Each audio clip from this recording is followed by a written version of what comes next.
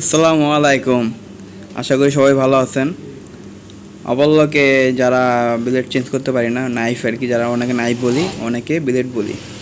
Blade যারা change করতে পারি না, নতুন ব্লেড কীভাবে চেঞ্জ করতে হয়, আর ব্লেড খারাপ হয়ে গেছে কি না সঠিক জানতে পারি না, ব্লেডটা খারাপ হলে কী কী সমস্যা দেখা যাবে, ব্লেড খারাপ হওয়ার পিছনে কী কী কারণ, ব্লেডটা এ টু জেড ব্লেডটা কীভাবে চেঞ্জ করতে হয়। পুরান ব্লেড যদি খারাপ হয়ে যায়, আগের ব্লেড যেটা নাইফ আর কি, নাইফ অনেকে নাইফ বলে আর কি, যদি নাইফ খারাপ হয়ে যায় তো নাইফ চেঞ্জ করে নতুন নাইফ কীভাবে লাগাতে হয়, নতুন করে কীভাবে এ টু জেডভাবে সুন্দরভাবে সেট করতে হয়। আশা করি এই ভিডিওটা দেখলে আপনাদের সবার মোটামুটি আইডিয়া হবে। নেক্সট টাইম আপনাদের ব্লেড চেঞ্জ করতে বা নাইফ চেঞ্জ করতে সমস্যা বোধ হবে না। তো অবশ্যই ভিডিওটা ফুল দেখার চেষ্টা করবেন। সো আমি ফার্স্টে একটা কাপড় নিয়ে নিলাম। কাপড় নিয়ে আমি হাত দিয়ে মেশিনের চাকাটা ঘুরাবো। মেশিনের চাকাটা হাত দিয়ে ঘুরে আমি দেখবো কাপড়টা সুন্দর মতো কাটে কিনা। কাপড়টা যদি আপনারা কামড় দিয়ে ধরে রাখে তাহলে মনে করবেন ব্লেডটা সমস্যা, নাইফটা সমস্যা আর কি। আর যদি কাপড়টা স্মুথলিভাবে যদি কাটে, যে কাপড়ে কোনো ধাক্কা দিল না বা কাপড়টা কোনো ব্যাক করলো না, কাপড়টা সুন্দর মতো যদি কাটিং করে তাহলে মনে করবেন নাইফটা বা ব্লেডটা আপনার বরাবর আছে। তো সো দেখতে পাচ্ছেন আমাদের যে ব্লেডটা ঠিক মতো কাটিং করতে পারে না, কাপড়টা কামড় দিয়ে ধরে ফেলায়, যার কারণে আমাদের যে কাপড়ে দেখতে পারতেছেন যে কাটিং ফিনিশিংটাই অন্যরকম, ঠিক মতো কাটিংও হয় নাই। সো আমি এটা বুঝতে পারলাম যে আমাদের ব্লেডটা খারাপ হয়ে গেছে। তো ব্লেডটা আমি চেঞ্জ করব। তো ব্লেডটা চেঞ্জ করার আগে অবশ্যই একটা জিনিস ফলো রাখবেন, ব্লেড চেঞ্জ করার আগে আগে আপনার যে সাইডের কাভারগুলি আছে খুলে নেবেন। খুলে নিয়ে একটা নাট আছে, নাট হলো 7 নাম্বার নাট। তো 7 নাম্বার নাট যারা ডালি নাই বা মেশিন যারা নতুন কিনছেন তাদের মেশিনের সাথে অবশ্যই 7 নাম্বার ডালি আসে। তো 7 নাম্বার ডালি দিয়ে অবশ্যই এটা নাট, যে কোনো মেশিন হোক, অবলক, যে কোনো অবলক হোক, 7 নাম্বার ডালি নাট হয়। তো ফার্স্ট আমি একটা স্ক্রু আছে দেখতে পাচ্ছেন, স্ক্রুড্রাইভার দিয়ে স্ক্রুটা একটু লুজ করে, হালকা লুজ করে আমি নাইফ হোল্ডারটা চাপিয়ে দিব। নাইফ হোল্ডারটা চাপিয়ে দিব, চাপানোর পরে হালকা টাইট করে দেব। টাইট করার পরে আমি হালকা বাইরে মানে জাস্ট সাইডে চাপাইয়া দেবো আমি, যাতে এটা নাইফের সাথে টাচ না হয়, এবং নতুন নাইফ চেঞ্জ করার পরে সেটিং করতে হবে। তো আমি চাপাই দিলাম, পরে আমি 7 নম্বর ডালি দিয়ে বলছিলাম যে 7 নম্বর ডালি, তো 7 নম্বর ডালি দিয়ে আমি নাটটা খুলবো, পুরোপুরি নাটটা পুরো খুলে ফেলবো।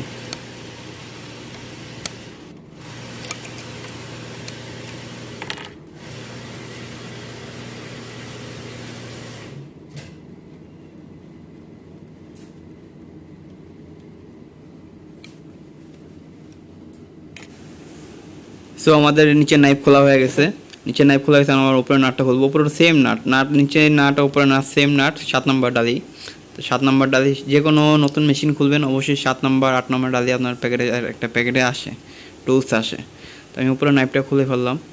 উপরে নাইফটা খুলে আমি নাইফটা একটু চেক করবো। দেখতে পারতেছেন নাইফে দেখা যায় নাইফটা এমনি কষ্ট বোঝা যায় নাইফটা ভালো না, নাইফটা খারাপ হয়ে গেছে। তো নাইফ যদি লাগান অবশ্যই ভালো কোম্পানির নাইফ লাগাবেন, ভালো কোম্পানির নাইফ লাগাবেন। লোকাল নাইফ লাগালে আপনার বেশি দিন সময় কাটিং হয় না, দেখা গেলো 2 সপ্তাহ 1 মাস পর আবার সমস্যা দেখা যায়। তো আমি নাইফটা চেঞ্জ করার আগে ফার্স্টে আমি জায়গায় পরিষ্কার করে নেব, যেখানে আমি নাইফটা মানে ব্লেডটা লাগাবো ওই জায়গাটা ভালো মতো একটা ছোটো ড্রাইভার, চিকন ড্রাইভার বা যে কোনোটা কিছু সাহায্যে পরিষ্কার করে নেব। কারণ পরিষ্কার না করলে নাইফটা অত বড় সেটিং হয় না, সমস্যা হয়। তার কারণে আমি আগে নাইফের জায়গাটা সুন্দর মতো ক্লিন করে নেব, যাতে নাইফটা লাগাতে আমার সমস্যা না হয়, ব্লেডটা লাগাতে আর কি। তো ভাইয়ের যারা ব্লেড লাগাতে জানান না বা আনফিল করেন, ভয় পান আর কি, তারা যদি ভিডিওটা দেখেন অবশ্যই আপনাদের ব্লেড লাগাতে সমস্যা হবে না, নাইফ লাগাতে সমস্যা হবে না।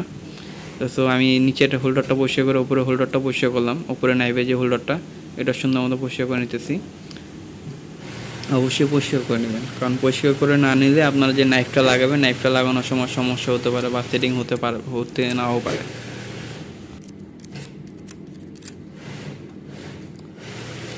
সো আমার ক্লিন করা হয়ে গেছে, সাফ হয়ে গেছে। তো আমি আর নতুন ব্লেড লাগাবো, নতুন কোম্পানির একটা ব্লেড লাগাইতেছি, নিচের ব্লেড আগে, নিচেরটা, এটাকে অনেকে লোয়ার বলেন, লোয়ার ব্লেড, লোয়ার নাইফ, যাই হোক এটা আমি নিচেরটা লাগাবো। লাগানোর পর আমি লাগাই নিলাম, লাগানোর পর নাটটা লাগাই দিব। নাটটা লাগাবো, নাটের সাথে একটা ক্যালাম থাকে, একটা মানে ক্যালামটা সুন্দর মতো ঘাটে বসে যাবে। এটা কোনো পেরেশানি না, শিরোপা মডেলের ওভারলকের বা অন্যান্য ওভারলকেও ঘাট থাকে, ঘাটের মধ্যে সেম টু সেম বসে যায়। এটা উল্টা ভাব বসবে না, যে ঘাটে এই ঘাটে আপনার লেগে যাবে। আমি নাটটা লাগাই নিব আগে।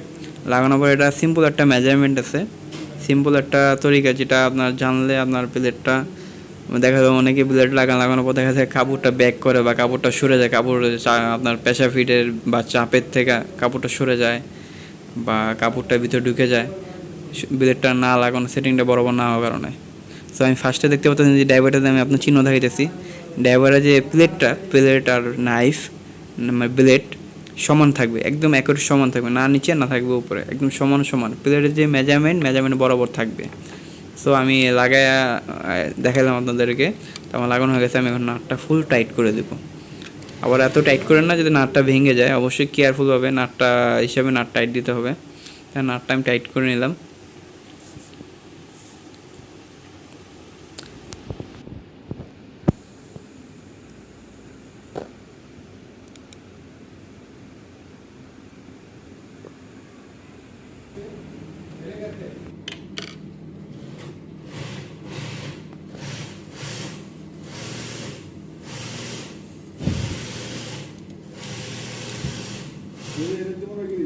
এটি ভালো না, এটি দিয়েন না, এটি দিয়েন।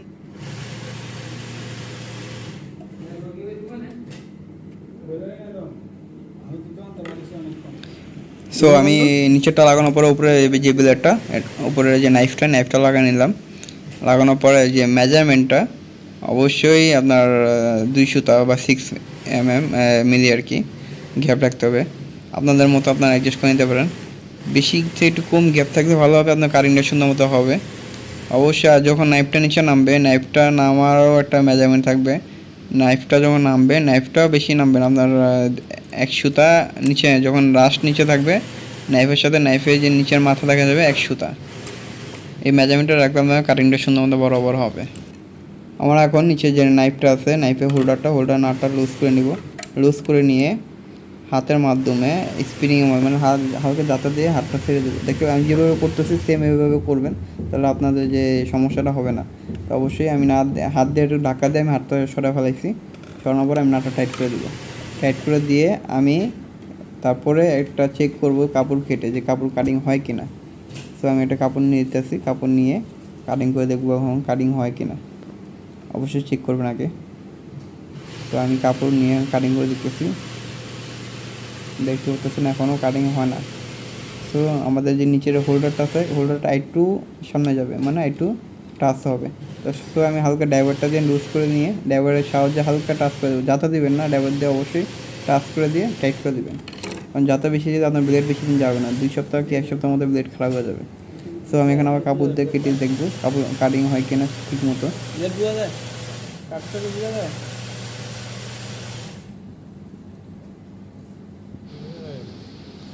তো আমাদের যে নাইফের সেটিং বরাবর হয়ে গেছে, দেখতে পাচ্ছেন যে আমাদের কাটিং করতেছে স্মুথলিভাবে, কাপড় কোনো ধাক্কা দেয় না, কাপড় কোনো সরা ফেলাইতেছে না, ইজিভাবে কাটিং হইতেছে।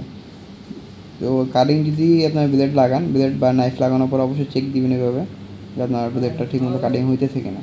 তো আমাদের লাগানো হয়ে গেছে। লাগানোর পর আমরা একটু সামান চেক দিলাম, চেক দেওয়া অবশ্যই দরকার। অবলক মেশিনে সামান অবশ্যই লাগানোর সময় একটু চেক দিয়ে নেবেন। তো আমি চেক দিয়ে নিলাম, চেক দিয়ে নিয়ে আমি এখন একটা কাপড়ে সেলাই করে দেখবো সেলাইটা ফিনিশিং কীরকম।